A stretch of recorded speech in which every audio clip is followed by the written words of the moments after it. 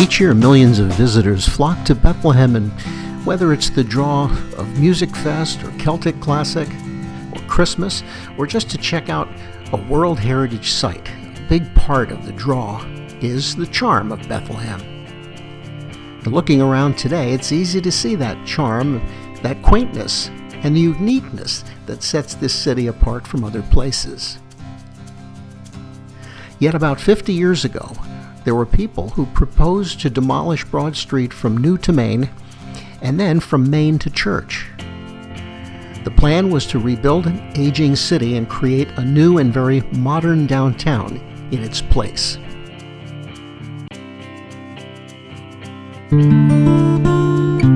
In the late 1960s, downtown Bethlehem, in particular Main Street, had fallen into disrepair.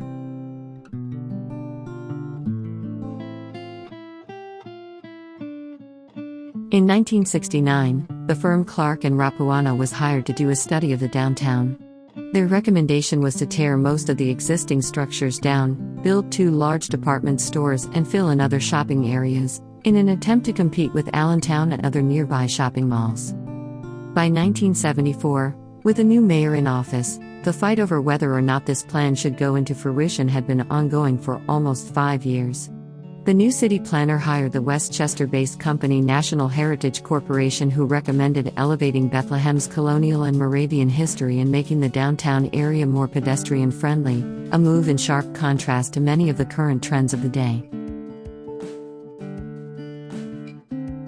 An additional plan, one for a performing arts center in the middle of Bethlehem, ultimately failed, but the money set aside by the state paved the way for additional improvements, including restoration of the Sun Inn and Luckenbach Mill. The state money ended up totaling $1.6 million. Construction began in early 1978 and was finished a few months afterwards. This, coupled with support from historic Bethlehem and Moravian College, resulted in a citywide push to revitalize and preserve the historical heritage of Bethlehem, which continues today. Well, we can all have our own opinions about the appearance of the downtown today compared to 50 years ago. I know there are aspects of the old Broad and Main that I miss, but from the perspective of here in the 21st century and looking back and seeing what's been accomplished here, I'd have to say that the decision to preserve our history was definitely the right decision as it was made back in the 1970s.